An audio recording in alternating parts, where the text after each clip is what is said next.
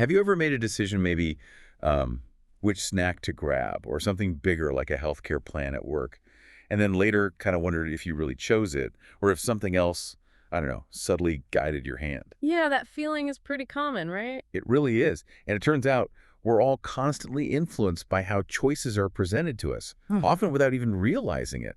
It's not like these grand manipulations, more like the quiet, sometimes invisible design of our environment. Exactly. The setup matters. Welcome to another deep dive. Today, we're plunging into this really powerful concept called choice architecture. It comes from the groundbreaking book Nudge by Richard Thaler and Cass Sunstein. A classic in behavioral science. Absolutely. And for those of you tuning in looking for practical management insights, well, this deep dive is definitely for you.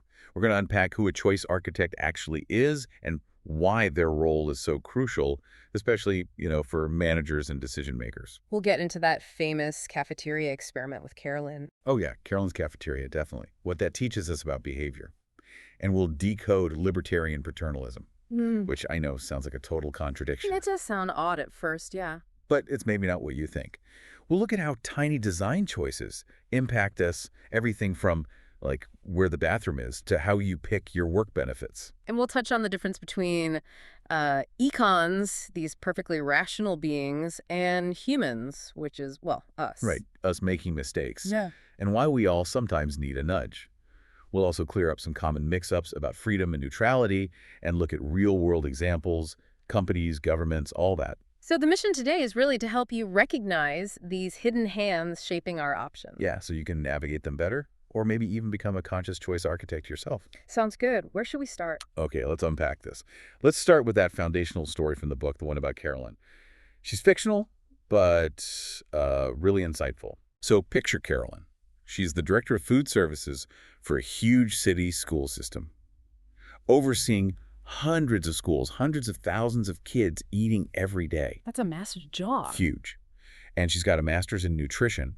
But crucially, she's also kind of a creative thinker, always looking for new ways to approach things. Okay, got the picture. So one evening, she's sharing a bottle of wine, apparently, with her friend Adam. He's a management consultant, very stats-minded, and he'd worked with supermarket chains before, understanding layouts. Ah, so he knows about influencing shoppers through store design. Exactly. So they hatched this idea. Let's run a quiet experiment in some schools. Menus stay the same, absolutely identical. They just rearrange how the food is So displayed. he's moving things around. Yeah, to see if it changes what kids choose. They tell dozens of cafeteria managers. Yeah. Okay, in your school, put desserts first. In yours, put them last, maybe even a separate line. They messed with, like, French fries versus carrot sticks at eye level, too. And what happened? I mean, what Adam probably suspected, right? Yeah. Given his background. Precisely. What's truly fascinating here is how significant the results were. Just by rearranging the displays, Carolyn could measurably increase or decrease how much kids ate of different things. Wow. So, like, putting fruit where they could easily see it. Made a huge difference. Uptake shot up, moved the fries further away, fewer kids took them. It's this big lesson. These small, seemingly minor context changes can massively influence kids and adults too. Yeah, it's not just kids, is it? We're all susceptible. Totally. And this influence isn't necessarily good or bad, it just happens. Carolyn suddenly realized she had this power, to subtly steer kids towards healthier stuff. That's a pretty big realization for someone running cafeterias. Incredible insight, isn't it? Her simple job suddenly has this profound influence. So if her role carries that much weight, what do Saylor and Sunstein actually call someone like her? What's the term? They call her a choice architect. That's the term they coined. And really, it's anyone who's responsible for organizing the context, the environment where people make decisions. Okay, choice architect. Yeah. But it's not just cafeteria managers, right? You said it's broader. Oh, much broader. And the book gives tons of examples, people who probably don't even think of themselves this way. I mean, think about it. A doctor explaining treatment options to a patient. Designing the choice. Yeah, I see that. Or someone creating the forms, maybe the website, for new employees, choosing benefits. That layout, the order, that's choice architecture. Huh. Okay. Like designing a ballot for voters. Absolutely. Or how a drugstore or a grocery store is organized. Even a parent talking through school options with their kids. Right. And salespeople, obviously. They know they're doing it. They definitely know. So yeah, it's everywhere once you start looking for it. It really is. It almost feels like like actual architects designing buildings. Hmm. Is there a connection there? Like if you design a building, are you a choice architect too? That's a great connection. There are definitely parallels between choice architecture and, traditional architecture. And a really crucial one is this idea there's no such thing as a neutral design. It Yeah. just doesn't exist. How so? Well, imagine an architect designing a new office building. They've got the basics, lobby, offices, meeting rooms. But they also have to make these seemingly small decisions like, where do the bathrooms go? Right. Seems minor. But maybe not. If you put the bathrooms far from the offices, every trip becomes this opportunity, maybe forced opportunity to bump into colleagues. That could foster interaction, maybe good, maybe bad, but it influences behavior. Ah, I see. And coffee machines too, probably, where you put those. Exactly. Coffee machines, water coolers, their location can really shape how and where people interact at work. Every design choice, big or small, nudges us in some way. Speaking of small details having big impacts, the book has this amazing, really memorable example of a nudge.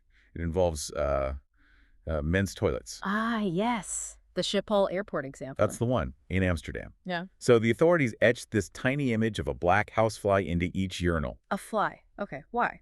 Well, the thinking was, apparently men, let's just say aim isn't always the top priority, can get messy, but if you give them a target, Ah, their attention focuses, accuracy improves. dramatically, Mm-hmm. according to the economists behind it, it cut down spillage, their term, by an incredible 80%. 80%. That's huge. Isn't it? And apparently after the first edition of Nudge came out talking about this, those flies started popping up in airports everywhere. It's just this perfect little illustration that everything matters in design. It really does. And it shows how policymakers can sometimes do the equivalent of painting a fly, right? Create a focal point that subtly guides behavior without forcing anything. Like what? What's another example? Well, like just clearly telling people on their credit card bills, hey, you might get hit with late fees or overuse fees if you're not careful.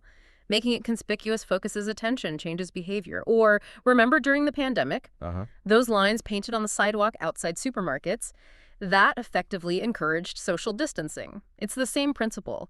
Just like a building architect has to make plans, a choice architect like Carolyn has to pick some arrangement for the food. And doing so influences what people eat. She can nudge. Right. Which brings us back to Carolyn and her big dilemma. She knows she can influence kids. Yeah. So, what should she do?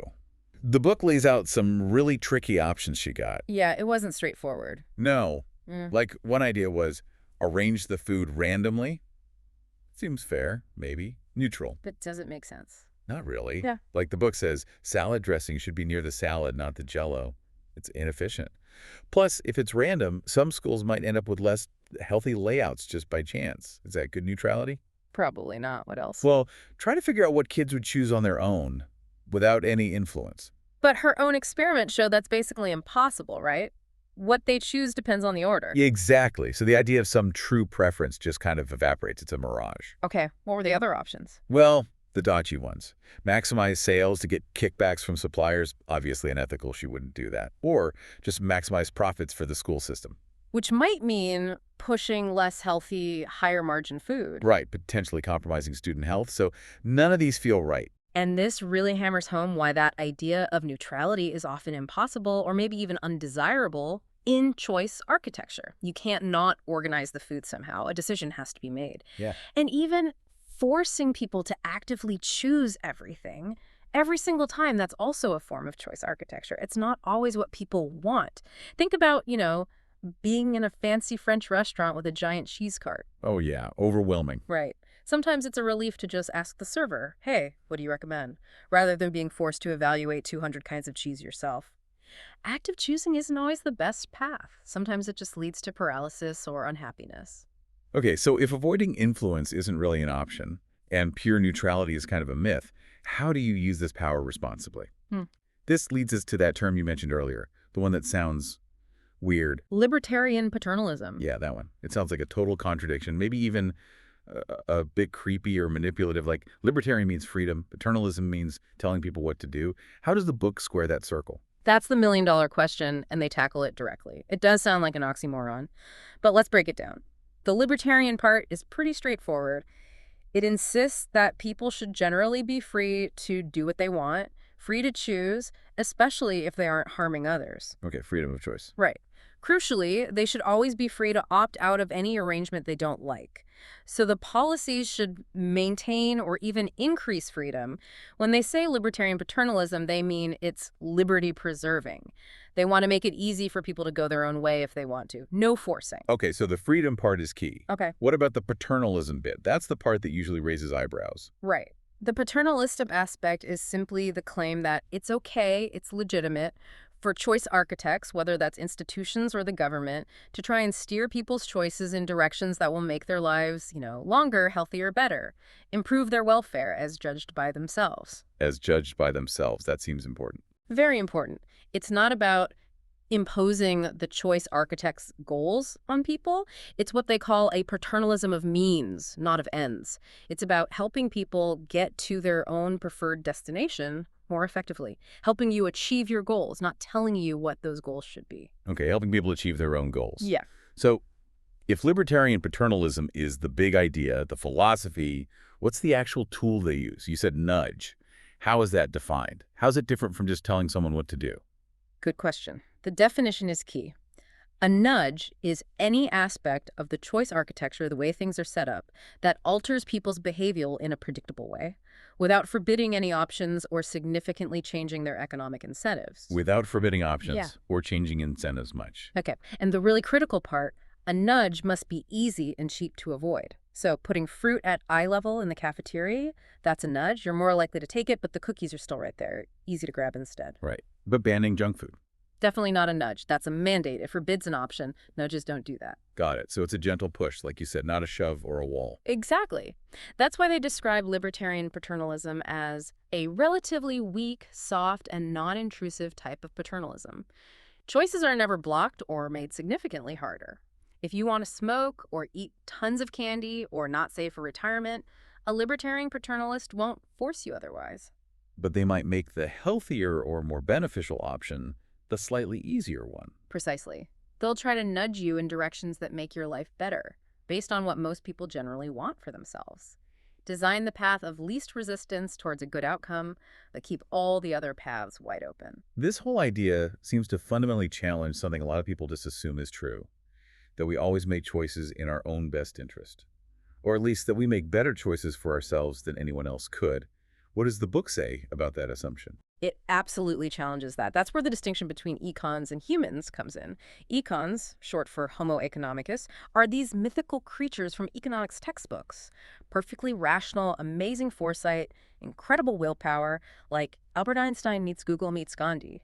They always optimize. Okay, the ideal rational actor. Right. But then there are humans, Homo sapiens. That's us. Real people. We forget stuff. We struggle with math. We procrastinate. We get tempted. We make predictable mistakes. We're busy, distracted. We often just go with the flow. We are not econs. And the evidence for this is kind of overwhelming, isn't it? The book points to things like obesity rates. Over 40% of U.S. adults are obese. Can we realistically say they're all choosing their optimal diet? It seems unlikely for everyone, yeah. Or think about smoking and drinking behaviors linked to hundreds of thousands of premature deaths every year. Are those choices always maximizing long-term well-being? Probably not. And I know I definitely suffer from the planning fallacy. Everything takes longer than I think it will, even when I know it takes longer. Me too. It's a classic human bias, or status quo bias, inertia. We just stick with the default settings. Like on a new phone, most people don't change the factory settings, even for important stuff like privacy. We just don't. Which highlights the power of defaults. Immense power. Just changing something from opt-in to opt-out can massively increase participation. Things like retirement savings plans, organ donation, you can see increases of 25% or more just by switching the default. Wow. Now, defaults aren't the answer to everything, but they really show how nudges work. Econs, the theory goes, respond mainly to incentives. Tax candy, they buy less.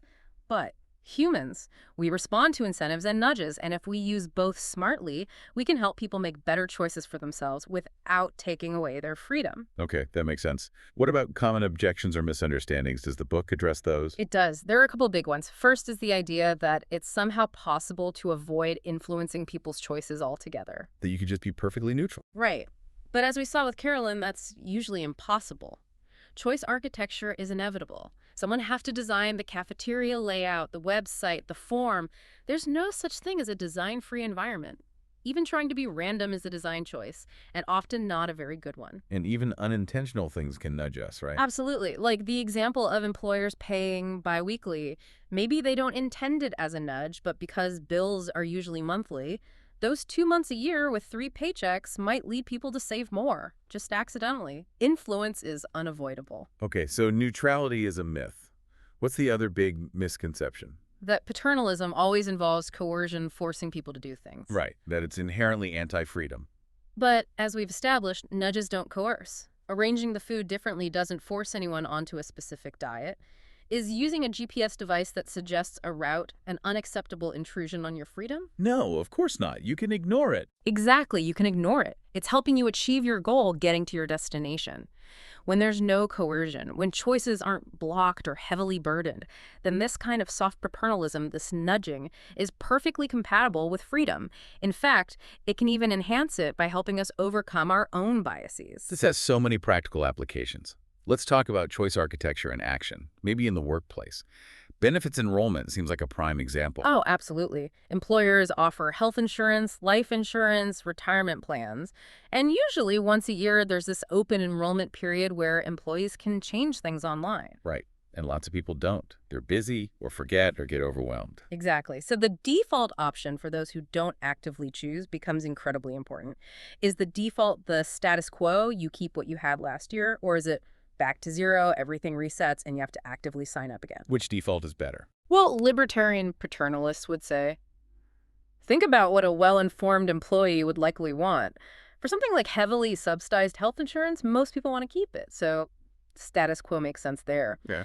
But maybe for something like a flexible spending account where you lose unspent money at year end, that sort of cruel benefit, maybe back to zero, is better because how much you need can change a lot year to year. Right, you don't want to accidentally keep contributing too much. Precisely. There's a great story in the book about this. Fowler was meeting with University of Chicago administrators. It was the last day of open enrollment, and they sheepishly admitted they hadn't gotten around to doing their own benefits yet. Huh? Even the administrators. Right. So Fowler seized the moment. He convinced them to change the default for a supplementary retirement savings program. It used to be back to zero. He persuaded them to make it same as last year.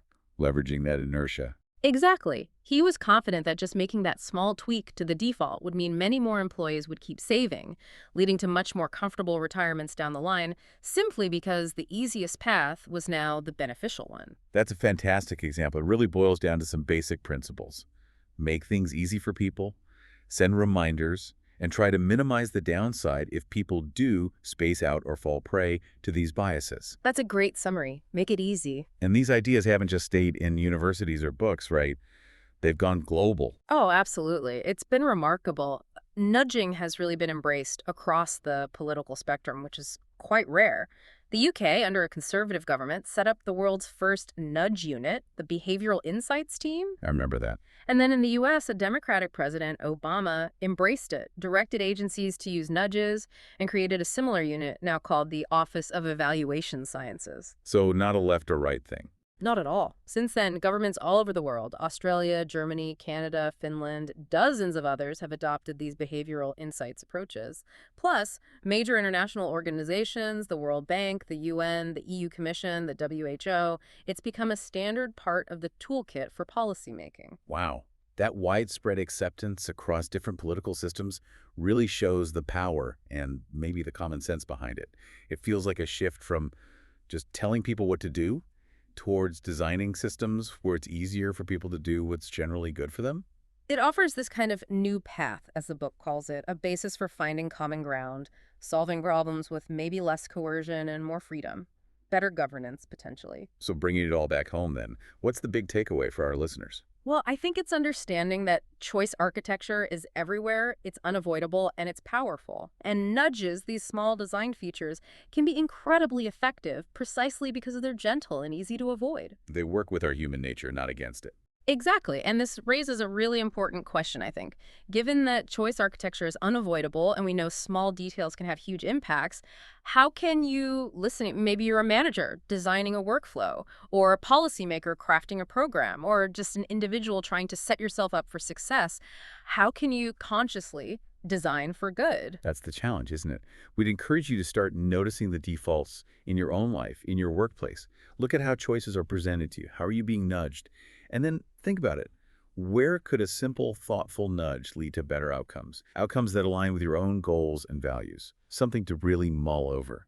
Thanks for joining us on this deep dive into choice architecture.